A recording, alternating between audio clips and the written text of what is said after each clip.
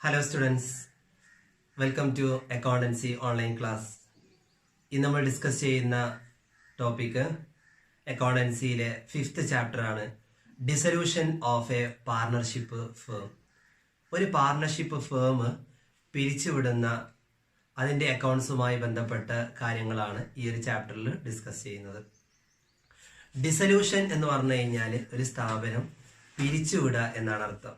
Breaking up, അതായത് dissolution എന്ന് പറഞ്ഞാൽ നിലവിലുള്ള ഒരു സ്ഥാപനം എന്ത് ചെയ്യുന്നു, അതിൻ്റെ അറേഞ്ച്മെന്റിലെല്ലാം മാറ്റം വരുത്തിക്കൊണ്ട്, അതായത് അത് കംപ്ലീറ്റ് ആയിട്ട് എന്ത് ചെയ്യാണ്, നിർത്തലാക്കുന്ന രീതിയാണ് ഡിസൊല്യൂഷൻ. ഒരു സ്ഥാപനം നിർത്തലാക്കുന്നതിന് ഒരുപാട് കാരണങ്ങളുണ്ട്. അതൊന്നുകിൽ എന്തായിരിക്കാം, കോർട്ട് ഇടപെട്ടുകൊണ്ടായിരിക്കാം, അല്ലെങ്കിൽ പാർട്ട്നേഴ്സിന് എന്തെങ്കിലും സംഭവിക്കുന്നതായിരിക്കാം. അങ്ങനെയുള്ള ഒരുപാട് കാരണങ്ങൾ കൊണ്ട് എന്ത് ചെയ്യാം, ഒരു സ്ഥാപനം പിരിച്ചുവിടാം.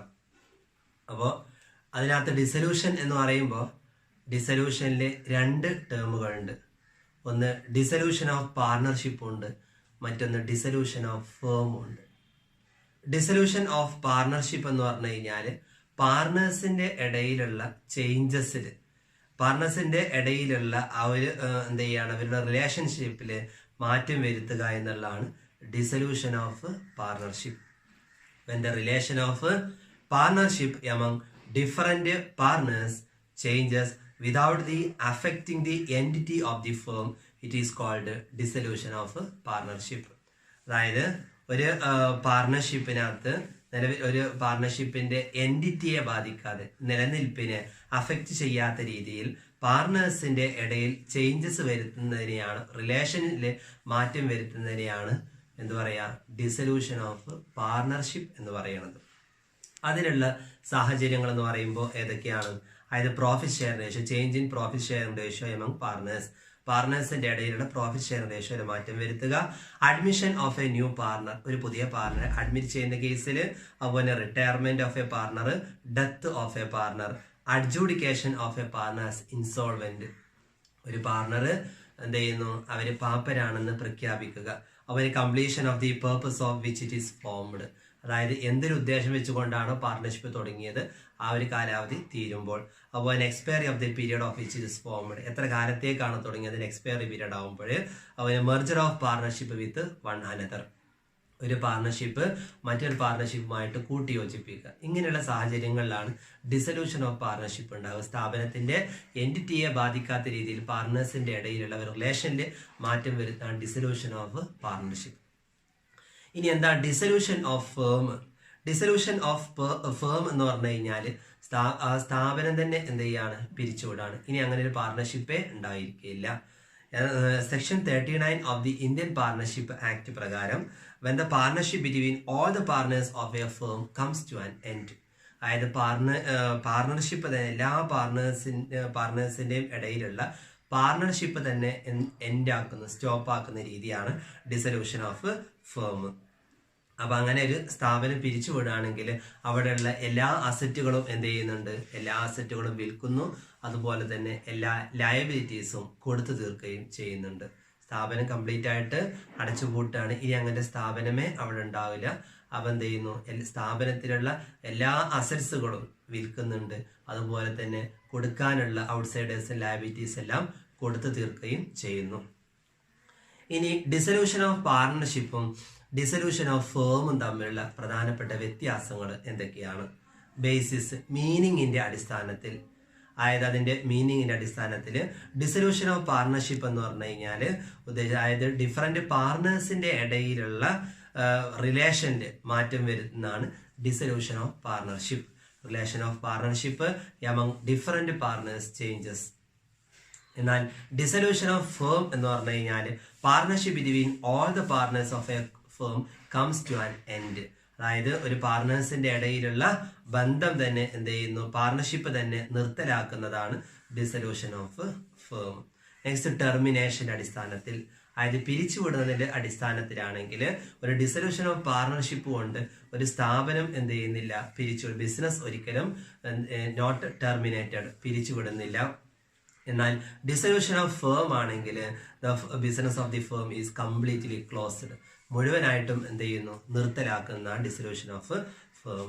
നെക്സ്റ്റ് കോർട്സ് ഇന്റർവെൻഷൻ, കോടതിയുടെ ഇടപെടലിന്റെ കാര്യത്തിൽ എങ്ങനെയാണ് ഡിസൊല്യൂഷൻ ഓഫ് പാർട്ണർഷിപ്പും ഡിസൊല്യൂഷൻ ഓഫ് ഫേമും വ്യത്യാസപ്പെട്ടിരിക്കുന്നത്. അതായത് ഒരു ഡിസൊല്യൂഷൻ ഓഫ് പാർട്ണർഷിപ്പിലാണെങ്കിൽ നോ കോർട്ട് ഇന്റർവെൻഷൻ, കോടതിയുടെ ഇടപെടൽ ഉണ്ടാവുകയില്ല, അത് പിരിച്ചുവിടുന്ന ഒരു മ്യൂച്വൽ എഗ്രിമെന്റ് പ്രകാരം ആയിരിക്കും.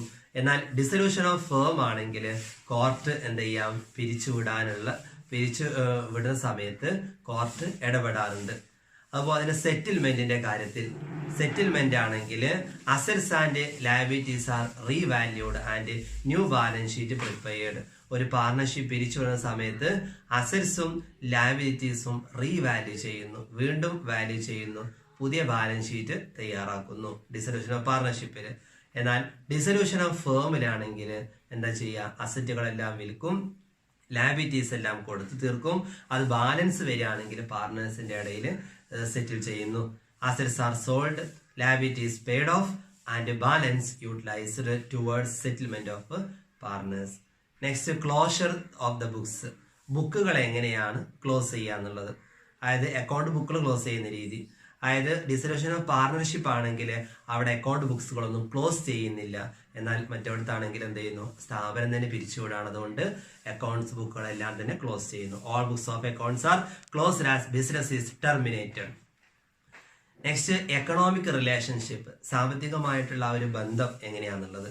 അതായത് ഒരു ഡിസൊല്യൂഷൻ ഓഫ് പാർട്ണർഷിപ്പ് ആകുമ്പോൾ ഒരു പാർട്ണർഷിപ്പ് പിരിച്ചു വിട്ടാലും അവിടെ എന്ത് ചെയ്യുന്നുണ്ട്, ആ ഒരു പാർട്ട്നേഴ്സിന്റെ ഇടയിലുള്ള മാറ്റങ്ങൾ വരുത്തുന്ന ഡിസൊല്യൂഷൻ ഓഫ് പാർട്ണർഷിപ്പ്. അതുകൊണ്ട് ബിസിനസ് ഒരിക്കലും എന്ത് ചെയ്യുന്നത്, നിർത്തലാക്കുന്നില്ല.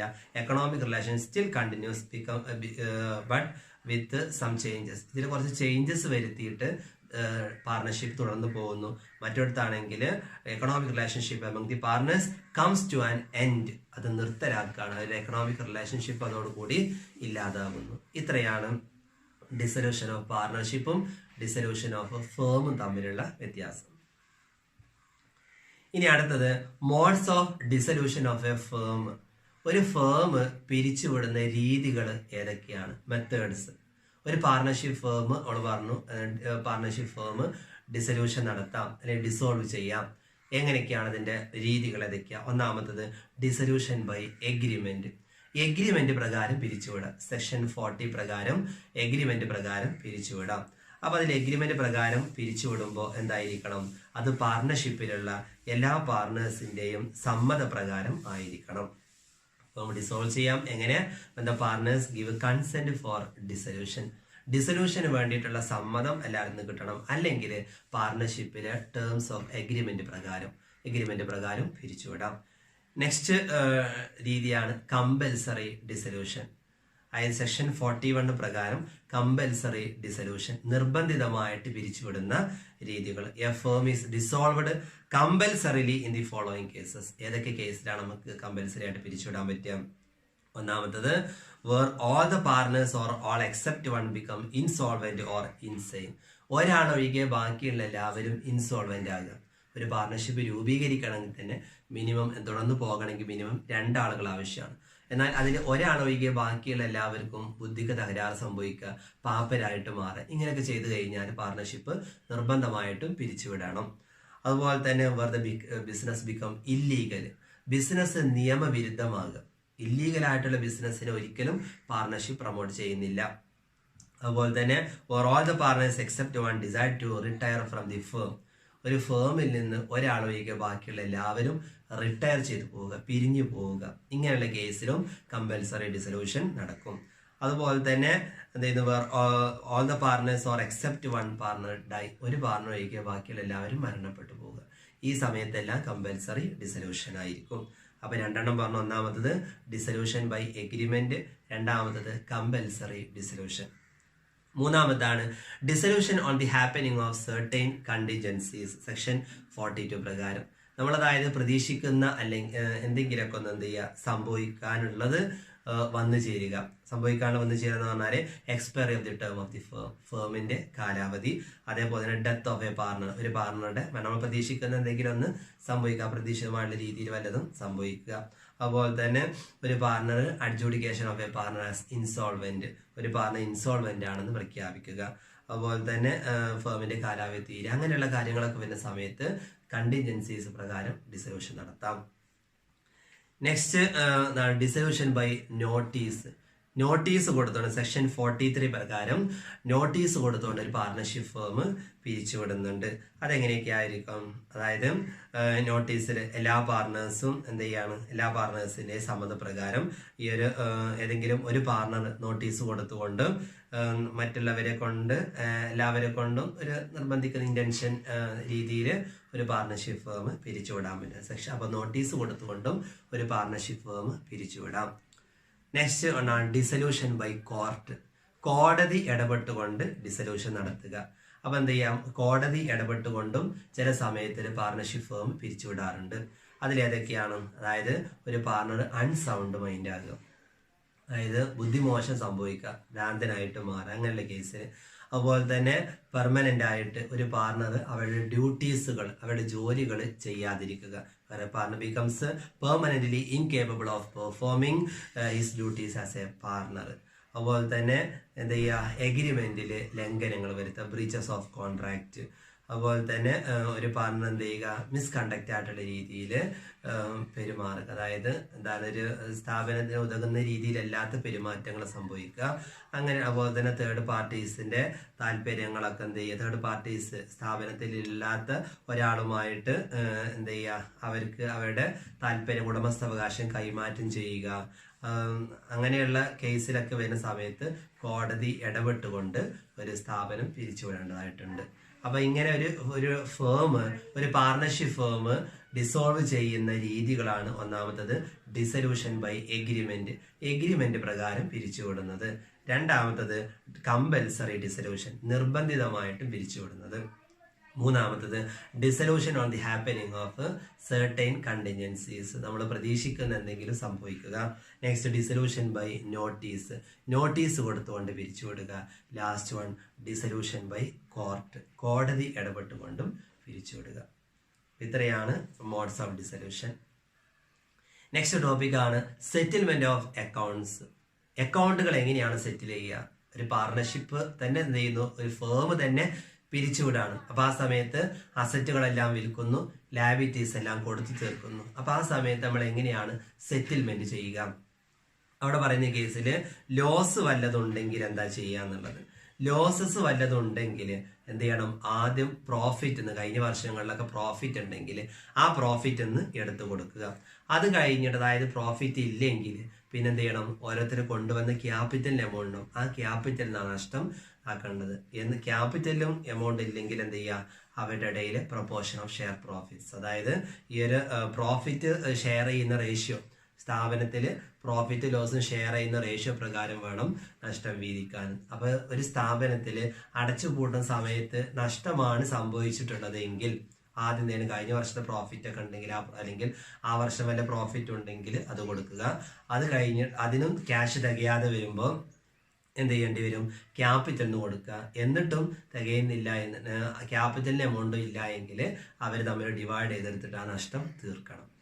ഇനി അതേപോലെ തന്നെ ഫേമിന്റെ അസറ്റുകൾ വിൽക്കാറുണ്ട്. നമ്മൾ പറഞ്ഞ സ്ഥാപനം വിൽക്കുന്ന സമയത്ത് അസറ്റ്സ് എല്ലാം വിൽക്കുന്നു, അതുപോലെ ലയബിലിറ്റീസ് എല്ലാം കൊടുത്തു തീർക്കുന്നു.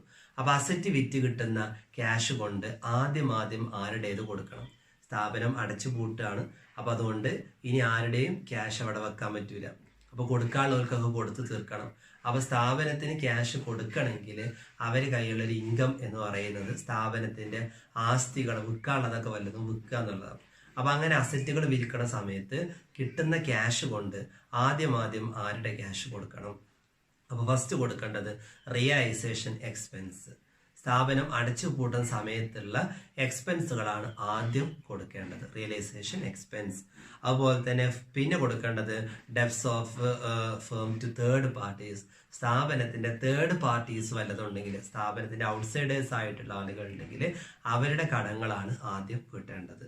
പിന്നെ അത് കഴിഞ്ഞിട്ട് എന്ത് ചെയ്യണം, പിന്നെ കൊടുക്കേണ്ടത് സ്ഥാപനത്തിലേക്ക് അഡ്വാൻസ് കൊടുത്തിട്ടുണ്ടെങ്കിൽ, ഏതെങ്കിലും പാർട്ണർ സ്ഥാപനത്തിലേക്ക് അഡ്വാൻസ് ആയിട്ട് കൊടുത്തിട്ടുണ്ടെങ്കിൽ അത്, അതായത് പാർട്ണേഴ്സ് എന്ത് ചെയ്യാറ് സ്ഥാപനത്തിലേക്ക് ലോൺ കൊടുക്കാറുണ്ട്, ആ ലോണ്. അതുപോലെ തന്നെ ലാസ്റ്റ് പിന്നീട് കൊടുക്കേണ്ടത്, പിന്നെ എന്താ ചെയ്യുക, പിന്നീടാണ് അവരുടെ ക്യാപിറ്റൽ എമൗണ്ട് കൊടുക്കുക, പാർട്ണേഴ്സിന്റെ ക്യാപിറ്റൽ എമൗണ്ട് കൊടുക്കണം. അത് കഴിഞ്ഞിട്ടും ക്യാഷ് ബാക്കിയുണ്ടെങ്കിൽ പാർട്ണേഴ്സിന്റെ ഇടയിൽ ഡിസ്ട്രിബ്യൂട്ട് ചെയ്യുക. അപ്പോൾ ഒന്നാമത്തത് റിയലൈസേഷൻ എക്സ്പെൻസ് കൊടുക്കുക. അത് കഴിഞ്ഞിട്ട് എന്ത് ചെയ്യണം? അത് കഴിഞ്ഞിട്ട് തേർഡ് പാർട്ടീസിൻ്റെ കടങ്ങൾ വല്ലതുണ്ടെങ്കിൽ കൊടുക്കുക. അത് കഴിഞ്ഞിട്ട് പിന്നെ സ്ഥാപനത്തിലേക്ക് പാർട്ട്നേഴ്സ് ലോൺ കൊടുത്തിട്ടുണ്ടാവും, ആ പാർട്ട്നേഴ്സിൻ്റെ ലോണിൻ്റെ ക്യാഷ് കൊടുക്കുക. അത് കഴിഞ്ഞിട്ട് ബാക്കിയുണ്ടെങ്കിൽ പാർട്ട്നേഴ്സിൻ്റെ ക്യാപിറ്റലിൻ്റെ എമൗണ്ട് കൊടുക്കുക. അതും കഴിഞ്ഞിട്ട് ക്യാഷ് ബാക്കിയുണ്ടെങ്കിൽ, അസറ്റ്സിൻ്റെ വിറ്റ എമൗണ്ട് ബാക്കിയുണ്ടെന്നുണ്ടെങ്കിൽ പാർട്ട്നേഴ്സിൻ്റെ ഇടയിൽ ഡിസ്ട്രിബ്യൂട്ട് ചെയ്യുക. ഈ രീതിയിലാണ് അക്കൗണ്ടുകളെല്ലാം തന്നെ സെറ്റിൽ ചെയ്യേണ്ടത്. Okay, thank you.